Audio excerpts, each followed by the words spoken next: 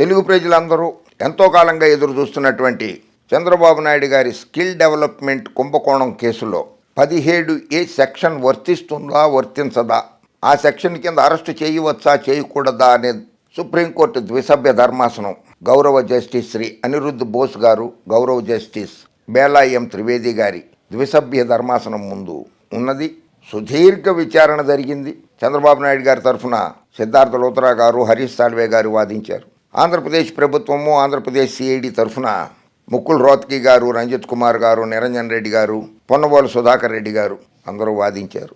చంద్రబాబు నాయుడు గారి మీద ఆంధ్రప్రదేశ్ సిఐడి దాఖలు చేసినటువంటి పిటిషను రిమాండ్ రిపోర్టుని ఆధారంగా చేసుకుని విజయవాడ ఏసీబీ కోర్టు జడ్జి గారు గౌరవనీయులైన హిమబిందు గారు రిమాండ్ పంపించడం, రాజమండ్రి సెంట్రల్ జైల్లో 53 రోజులు చంద్రబాబు నాయుడు గారు ఉండడం అన్నీ తెలిసిందే. సుప్రీంకోర్టు తీర్పులో ఏం చెప్పింది?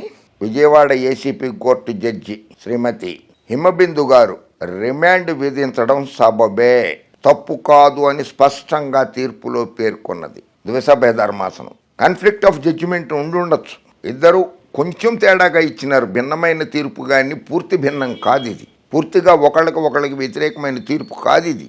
భిన్నంలో చాలా వరకు ఏకాభిప్రాయాలు ఉన్నాయి. కానీ పచ్చ మీడియా, పచ్చ పార్టీ నాయకులు ఇంకా వక్రభాష్యాలు చెప్తున్నారు ఆ తీర్పుకు కూడా. గౌరవ జస్టిస్ విజయవాడ ఏసీబీ కోర్టు న్యాయమూర్తి హిమబిందు గారు చంద్రబాబు నాయుడు గారిని రిమాండ్కు పంపగానే, జైలుకు పంపగానే ఆవిడ మీద అసభ్యకరమైనటువంటి పదజాలంతో పోస్టింగ్లు పెట్టారు, వాట్సాప్ల్లో మెసేజ్లు పెట్టారు.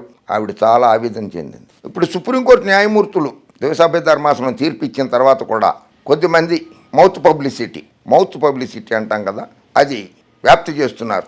అసలు వాళ్ళు ఎల్ఎల్బి చదివారా, ఎల్ఎల్ఎం చదివారా, వాళ్ళకి చట్టం గురించి అసలు తెలుసా, రాజ్యాంగం గురించి అసలు తెలుసా? రాజ్యాంగం తెలియకుండానే రాజ్యాంగబద్ధంగా ఏర్పడినటువంటి హైకోర్టు నుంచి సుప్రీంకోర్టు దాకా కూడా వస్తారా? For your kind information mister పచ్చ మీడియాస్ అండ్ పచ్చ తమ్ముళ్ళు, పిచ్చి తమ్ముళ్ళు, పచ్చ పార్టీ నాయకులారా, గౌరవ జస్టిస్ బేలా ఎం త్రివేది గారు judicial magistrate, first class magistrate అంటే గ్రామ స్థాయి న్యాయస్థానం నుంచి సుప్రీంకోర్టు దాకా ఆవిడ వచ్చారు. కింది స్థాయి నుంచి సుప్రీంకోర్టు దాకా వచ్చారు. ఆవిడికి ఎన్ని వేల తీర్పులు ఆవిడ ఇచ్చారో, చట్టం తెలీదు, రాజ్యాంగం తెలీదు అన్నట్లుగా ఆవిడ మీద వ్యాఖ్యానిస్తున్నారు. చాలా తప్పునైనా ఒక సెక్షన్, అనేక ప్రశ్నలు. ఏంటి మీరేసేది ఏంటి ప్రశ్నలు? ఏమనేస్తారు ప్రశ్నలు? ఒకే కేసు, ఒకే చట్టం, ఒకే కోర్టు, ఇద్దరు న్యాయమూర్తులు, వారి ఇద్దరి అభిప్రాయాలు, తీర్పులు వేరువేరు. స్కిల్ డెవలప్మెంట్ కేసులో టీడీపీ అధ్యక్షుడు చంద్రబాబు నాయుడుకు 17A వర్తిస్తుందా లేదా అనే అంశంపై సుప్రీంకోర్టు న్యాయమూర్తులు జస్టిస్ అనిరుద్ధ్ బోస్, జస్టిస్ బేలా త్రివేది భిన్నమైన తీర్పులు వెలువరించిన సంగతి తెలిసిందే. 2018లో సవరించిన అవినీతి నిరోధక చట్టంలోని సెక్షన్ 17A ప్రకారం కాంపిటెంట్ అథారిటీ నుంచి అనుమతి తీసుకోనందున చంద్రబాబుపై కేసు అక్రమమే అని జస్టిస్ బోస్ అభిప్రాయపడగా, సవరణ కంటే ముందుగానే జరిగిందంటున్న నేరానికి ఈ సెక్షన్ వర్తించదని జస్టిస్ బేలా త్రివేది పేర్కొన్నారు. వీరి తీర్పులు బుధవారం అందుబాటులోకి వచ్చాయి. దీనిపై న్యాయ నిపుణుల్లో జాతీయ స్థాయిలో చర్చ జరుగుతోంది. చర్చ ఏం జరగట్లా, చర్చ ఏమీ జరగడంలా. చంద్రబాబు నాయుడు గారికి వ్యతిరేకంగా తీర్పు వచ్చింది, అది గ్యారంటీ.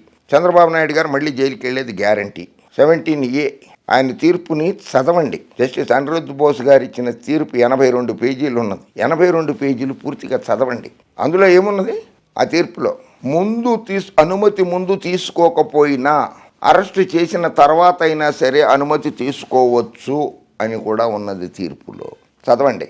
82 పేజీలు లైన్ టు లైన్ చదివి అప్పుడు వార్తలు రాయండి, వార్తలు వడ్డించండి. స్కిల్ డెవలప్మెంట్ కేసులో దర్యాప్తు ఎప్పుడు ప్రారంభమైందన్న విషయానికి జస్టిస్ అనిరుద్ధ్ బోస్ ప్రాధాన్యం ఇవ్వగా, జస్టిస్ బేలా త్రివేది దానికి అంత ప్రాధాన్యత ఇవ్వలేదు. 2021 ముందు స్కిల్ కేసులో అసలు దర్యాప్తు ప్రారంభం కాలేదని జస్టిస్ బోసు స్పష్టం చేశారు. ఒక ఇంట్లో దొంగతనం జరుగుతుంది, 2015లో జరిగింది. 2024లో ఆ దొంగను పట్టుకున్నారు. సార్ 9 ఏళ్ల తర్వాత పట్టుకుంటారేంటి సార్? నేను దొంగతనం చేసి 9 ఏళ్ళు అయిపోయింది సార్, 9 ఏళ్ల తర్వాత పట్టుకుంటారేంటి సార్? పట్టుకుంటే 4 రోజుల లోపల పట్టుకోవాలి, 2 నెలల లోపల పట్టుకోవాలి, సంవత్సరం లోపల పట్టుకోవాలని అడుగుతాడా దొంగ?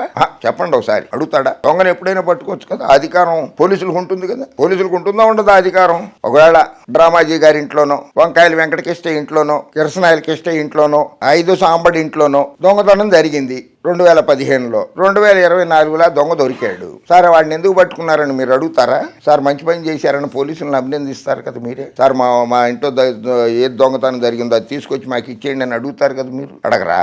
అంటే ఇదేమన్నా చంద్రబాబు రాజ్యాంగమా, లోకేష్ బాబు రాజ్యాంగమా? గౌరవ అంబేద్కర్ గారు రాసిన రాజ్యాంగం. దానికి చట్ట సవరణ జరిగింది 17 సెక్షన్కి 2018లో. ఈ కుంభకోణం జరిగింది 2015లో. మధ్యలో ఒకవేళ మనమే అనుకున్నాం 2018లోనే ఏసీబీ ఎన్ఫోర్స్మెంట్ డైరెక్టరేట్ GST వాళ్ళు స్టార్ట్ చేశారు విచారణ. మరి చంద్రబాబు నాయుడు అధికారంలో ఉన్నప్పుడు 2018 జూన్ 5న లేఖతో దర్యాప్తు జరిగినట్టుగా భావించలేము. 2018 జూన్ 5, 2019 ఏప్రిల్ ఎండింగ్ వరకు కూడా చంద్రబాబు నాయుడు ముఖ్యమంత్రిగా ఉన్నాడు. చంద్రబాబు నాయుడు ఎందుకు దర్యాప్తు చేయాలి? అంటే దొంగ తన మీద విచారణ జరుపుకుంటాడా? జరుపుకోడు కదా. దొంగతనం చేసేసి పోలీస్ స్టేషన్కి వెళ్ళి లొంగిపోతాడా? సార్ నేను ఫలానా ఇంట్లో దొంగతనం చేశాను సార్, 100 గ్రాములు బంగారం తీసుకొచ్చేసాను సార్, ఇదిగోండి సార్ మనం పంచుకుందాం సార్, వాళ్ళ మీద కేసు పెట్టదు సార్ అని అడుగుతాడా పోలీసుల్ని? 2015లో జరిగితే 2018 వరకు నువ్వే కదా, చంద్రబాబు నాయుడే కదా ముఖ్యమంత్రిగా ఉంది, అప్పుడు ఎందుకు విచారణ జరిపించలా? అంటే దొంగతనం చేశారు, అది లెక్క. అంతేగాని న్యాయస్థానాలు కరెక్ట్గానే తీర్పు చెప్పాయి. న్యాయస్థానాలు ఏమీ తప్పు చెప్పలేదు. న్యాయమూర్తులకి అసంబద్ధ వ్యాఖ్యలు చేస్తూ వాళ్ళకి ఉద్దేశాలు ఆపాదించకండి. వాళ్ళు చాలా చక్కగా తీర్పిచ్చారు ఇద్దరు కూడా. అనిరుద్ధ్ బోస్ గారు త్రిసభ్య ధర్మాసనానికి వెళుతుందో లేకపోతే కాన్స్టిట్యూషనల్ బెంచ్ వెళుతుందో కూడా చీఫ్ జస్టిస్ డివై చంద్రచూడ్ గారు నిర్ణయిస్తారు. ఆయన పెద్దలు. కాన్స్టిట్యూషనల్ బెంచ్ అయితే ఒకటి ఆల్రెడీ ఎగ్జిస్టింగ్లో ఉన్నది, కేసు విచారణలో జరుపుతున్నది ఒక బెంచ్. సో ఆలస్యం కాకపోవచ్చు ఆ బెంచ్కి గనక వేస్తే. త్రిసభ్య ధర్మాసనం గనక మళ్ళీ మొదలైతే 2-3 నెలలు తీర్పు చెప్తే 2-3 నెలల్లోనే తీర్పు వచ్చేస్తుంది. అయితే ఈ లోపుగా ఎన్నికలు జరిగిపోతాయి. జైలు నుంచి బయటకు వచ్చిన తర్వాత కూడా చంద్రబాబు నాయుడు గారు నోరు అదుపులో పెట్టుకోలేదు. తండ్రి గారు జైలుకి వెళ్ళి వచ్చాడు కదా అని చెప్పి ఆ బాధ కూడా లేకుండా లోకేష్ కూడా రోజు పచ్చి అబద్ధాలు, తండ్రి కొడుకులు ఇద్దరు కలిసి రోజుకు 1,000 కొద్ది అబద్ధాలని ప్రజల మీదకు వదులుతున్నారు. వాళ్ళకు తోడు ఈ పచ్చముఠా ఒకటి. ఈ పచ్చముఠా కూడా రోజు అసంబద్ధ వార్తలు వడ్డీ వారుస్తున్నాయి. అవినీతి నిరోధక చట్టం ప్రధాన లక్ష్యం పాలనలో పారదర్శకతను, జవాబుదారీతనాన్ని పెంపొందించి అవినీతిని నిరోధించడమే అని జస్టిస్ బేలా త్రివేది అన్నారు. కరెక్టే. ప్రజలు అవినీతి లేకుండా ఉండాలనే కోరుకుంటారు ఈ దేశ ప్రజలు. సో ఆవిడ చెప్పింది కరెక్టే కదా. గౌరవ జస్టిస్ గారు చెప్పింది కరెక్టే కదా. నిజాయితీపరులైన పబ్లిక్ సర్వెంట్స్ తాము అధికారంలో ఉన్న కాలంలో తీసుకున్న నిర్ణయాలకు సంబంధించి దర్యాప్తు పేరుతో వేధించకుండా ఉండేందుకే సెక్షన్ 17A ప్రవేశపెట్టారని ఆమె కూడా అభిప్రాయపడ్డారు. కరెక్టే, అది కూడా కరెక్టే.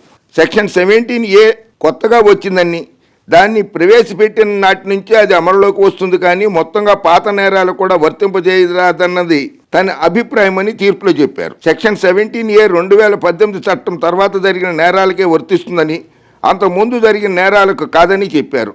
ముందస్తు అనుమతి లేనంత మాత్రాన FIRని కొట్టివేయలేమని చెప్పారు. మీరు వేసిందే క్వాష్ పిటిషన్ కదా, కొట్టేయమన్నారు. అంటే FIR కరెక్ట్. ఆంధ్రప్రదేశ్ CID వాళ్ళు దాఖలు చేసిన FIR కరెక్ట్. ఆ FIRని ఆధారంగా చేసుకుని ఏపీ CIDలు అరెస్ట్ చేసింది కరెక్ట్. ఏపీ CIDలు ఛార్జ్ మెమో దాఖలు చేసి రిమాండ్ రిపోర్ట్ రాసి విజయవాడ ACB కోర్టుకు దాఖలు చేస్తే విజయవాడ ACB కోర్టు న్యాయమూర్తి గౌరవ justice ACB court judge Himabindu గారు రిమాండ్ రిపోర్ట్ ఆమోదించి చంద్రబాబు నాయుడు గారిని జైలుకి పంపడము కూడా కరెక్టే. అది కూడా సబబే అని చెప్పారు సుప్రీంకోర్టు వాళ్ళు. ఇంకా కూడా ఎందుకు ప్రజల్ని మభ్య పెడతారు?